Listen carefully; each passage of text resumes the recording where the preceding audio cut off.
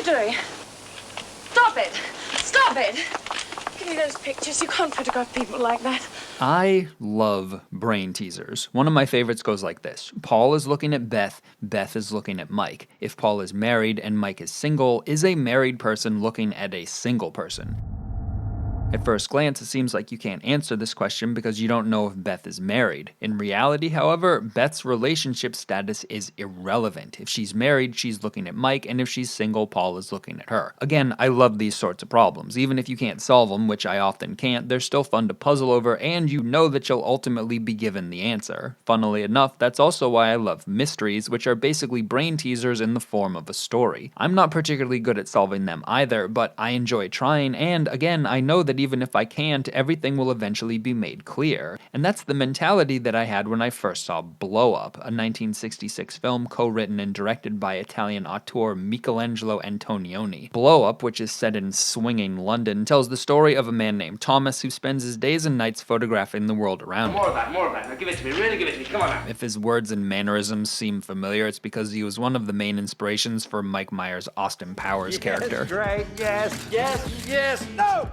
On the surface, Thomas seems to live a charmed life. He's recognized for the work he does, makes lots of money, lives in a swank apartment, drives a fancy car, and he's surrounded by models more than willing to sleep with him in order to advance their careers. He also lives in a time before sexual harassment was really a thing, which is probably to his benefit. And yet, despite all he has going for him, Thomas is unfulfilled as a person. It's not that he's unhappy per se, or that he lacks ambition, it's more that he's apathetic, or even nihilistic. He doesn't really care about anything, or anyone. He treats the women who work for him, or want to work for him, like objects, and that's putting it nicely. Wake up! And though he spends an entire night taking pictures of London's notorious flop houses, the kind George Orwell wrote about in Down and Out in Paris and London, he doesn't do so out of a sense of injustice. The pictures are for an artsy photography book he's putting together. While these pictures are heartbreaking for us to look at, Thomas doesn't seem to care about the people in them at all. He only cares about the pictures from an aesthetic standpoint. While showing them to his publisher, Ron, he says he wishes he had lots of money, then he'd be free, which begs the question, free of what? Why would he want to be free of such a charmed life? We get something of an answer to this question when Thomas is wandering around in a park. Armed as always with his camera, he sees a couple in the distance and decides to take their picture. Somehow they don't notice him blatantly skulking around until finally the woman does and immediately confronts him, demanding he hand over the film. Stop it! When that doesn't work, she tries to take his camera by force, and when that doesn't work, she offers to buy the pictures, saying he can name his price. Much to her chagrin, though, Thomas says only that he'll think it over and then heads off to meet Ron, where he says the pictures he just took, which he hasn't even seen yet, are better than anything he took the night before and are going in his book. I've got something fab. Before he can develop the pictures, though, he's again confronted by the woman from the park who followed him back to his home. Again, she states she wants to purchase the film, and again she tries to steal his camera. But when neither option works, she changes tactics, gets flirtatious. They share this unintentionally hilarious scene in which Vanessa Redgrave seems to have never heard music before. They smoke some weed, she takes her shirt off, and they probably would have slept together if they weren't interrupted by the delivery of a propeller that Thomas needlessly impulse bought earlier in the day. When she eventually tells him she has to go, he pretends to give her the film, and she in turn pretends to give him her number. At this point, Thomas finally goes about developing the pictures. The sequence in which he does so, from which the film gets its title, is straight up brilliant. Mind you, this is long before the age of digital cameras. Back then, you had to know how to develop pictures for yourself, which was quite an involved process, requiring a darkroom and chemicals and lots of technical know-how, all of which Thomas has in abundance. As to why this long sequence with no dialogue and very little sound is so captivating, I think it's a combination of two things. For one, again, it's a puzzle that both Thomas and us are trying to solve. But more than that, there's something about watching people who are good at what they do get completely absorbed in what they're doing. It's just really engrossing. Antonioni has this cool camera trick where he pans back and forth between two pictures, and every time he pans, he zooms in, which really gives you Thomas's point of view as he tries to decipher what he's looking at. Because the woman seems focused on a particular spot, Thomas creates several blow-ups trying to figure out why, and when he finally does, it is absolutely riveting. It wasn't just her and the older man in the park, there was a second man in the woods pointing a gun at them. Thomas can't believe it. He immediately calls up Ron and tells him the pictures he was so psyched about earlier are even better than he thought. Somebody was trying to kill somebody else. I saved his life. Before he can elaborate, though, he's interrupted by these two naive young models who've been following around, hoping to have their pictures taken, but instead have to settle for getting sexually taken advantage of and then tossed to the curb with no career advancement. Again, our hero isn't exactly a hero in the traditional sense. With them gone, Thomas returns to his pictures, and upon closer inspection, he starts to think he may not have prevented a murder at all. So he sets off for the park, and when he gets there, sure enough, there's a dead body. Having uncharacteristically forgotten his camera, he hurries home to get it, only to find out that he's been robbed. Everything pertaining to the pictures he took in the park are gone. All that's left is a blow-up of the body, which looks more like a piece of abstract art than a photograph, an analogy the film actually draws. Looks like one of Bill's paintings. Thomas, who was so animated before, grows despondent. The mystery that got him so excited is slipping away. Frantic to do something, he again calls Ron, then sets off to find him, only to spot the woman from the park along the way. About to give chase, he watches in dismay as this woman takes 2 steps and vanishes into the crowd. Literally. I've watched this several times, and I'm not sure how they did it. Anyway, with her gone, Thomas eventually finds Ron at a party and tries to recruit him, but Ron is stoned off his ass and has no interest in seeing a body. I want you to see the corpse. We've got to get a shot of it.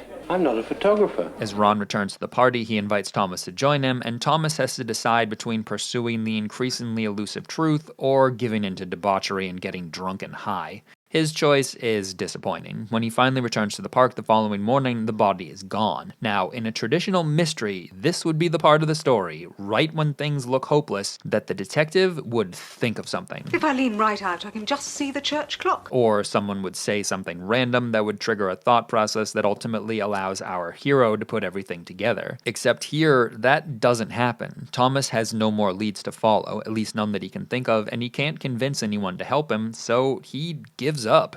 And that's the end of the movie. Yeah, I remember the first time I saw this, I was like, wait, what? That's it? All that build up for nothing? That's not how mysteries are supposed to work. It's not how puzzles in general are supposed to work. Go back to the brain teaser I gave you in the beginning. Even if you couldn't figure out the answer for yourself, you still probably figured there was going to be an answer. Otherwise, what would be the point? Likewise, what good is a mystery that ends with neither the detective nor the audience able to solve the case? It would be frustrating as hell, and that's exactly what Blow Up feels like the first time you watch it. It almost puts you into a state of denial. You figure there has to be a way to figure this out. So let's see if we can solve the mystery.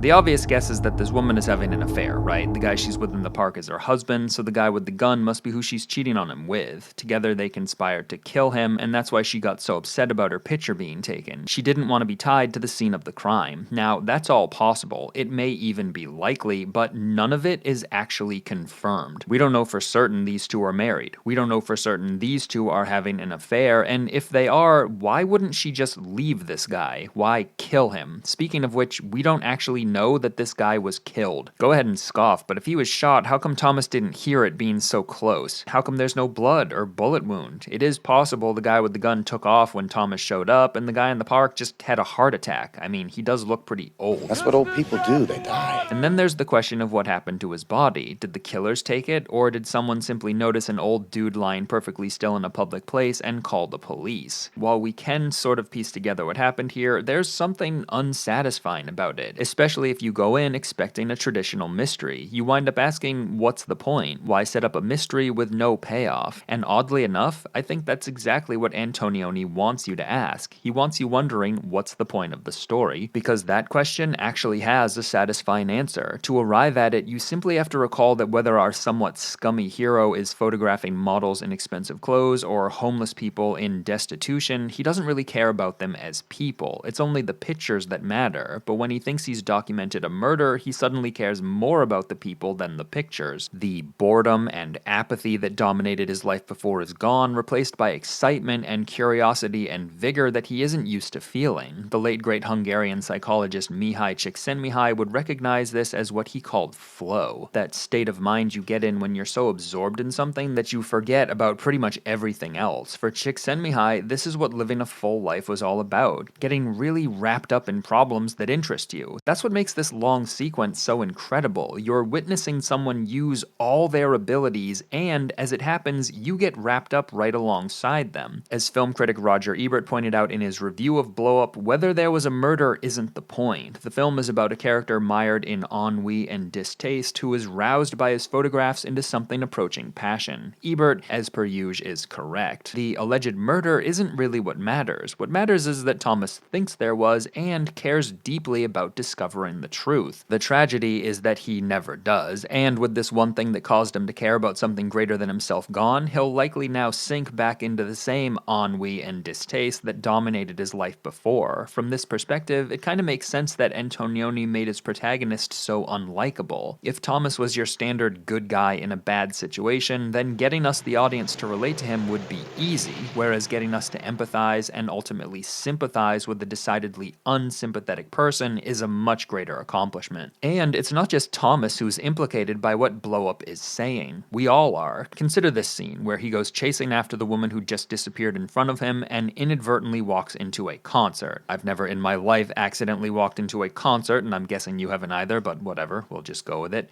So this is the Yardbirds, who were a big band at the time. That's pre-Led Zeppelin Jimmy Page, that's the great guitarist Jeff Beck, and there is a seriously unenthusiastic audience. That changes, however, when Beck smashes his guitar and throws the pieces into the crowd. Now everyone goes nuts, none more so than Thomas, and after fighting everyone off, he rushes outside with the prized neck, but once he's there, he just drops the thing on the ground and walks away. So what's going on in this scene? Why is Thomas fighting so hard for something he then loses interest in 5 seconds later? The answer, of course, is context. You could argue that Blow Up is essentially a film about context. In the context of the concert, the guitar neck is hugely valuable. Removed from that concert, though, and the value is gone, at least in the movie. If that happened today, the thing would be on eBay in 5 seconds, but that's another matter. The guitar neck is kind of like Thomas's blow up of the body. If he published all these pictures together in his book like he wanted to, and presented them as a mystery for his readers to solve, then this one piece would be hugely valuable. By itself, however, this one blow-up is basically worthless. Lack of context also explains why Thomas can't get Ron, or anyone else for that matter, to care about the murder that he thinks took place. No one else has the context that he does because no one else witnessed what he witnessed. I think that also explains why Thomas wastes so much time trying to get Ron to go with him, when what he should have done was just go after the body himself. Yes, it's easy to call his actions stupid here, but his behavior is all too human. Think of how difficult it is to believe something that no one else does, especially if you're not completely certain yourself. Most of us, by definition, don't have it in us to be contrarians. We much prefer to be around people who feel the same way that we do. While there's nothing inherently wrong with seeking out like-minded people, the danger is that in the context of a group, you might come to believe things that aren't true, or that without the support of a group, you might give up pursuing the truth altogether, the same way Thomas gives up on photographing the body when Ron refuses to join him. Now, is it possible I'm reading too deeply into all this?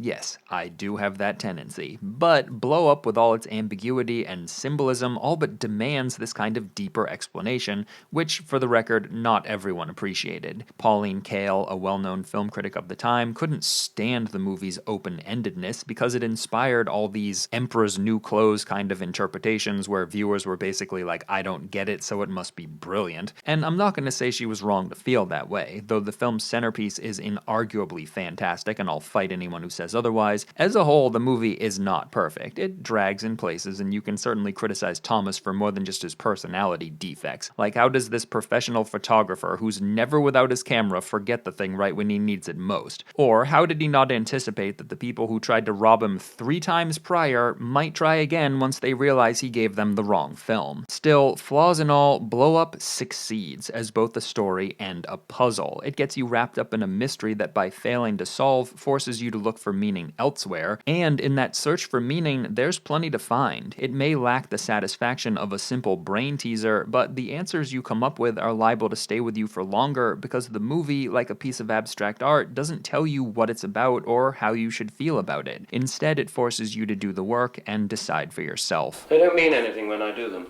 Afterwards, I find something to hang on to, and it sorts itself out. It's like finding a clue in a detective story.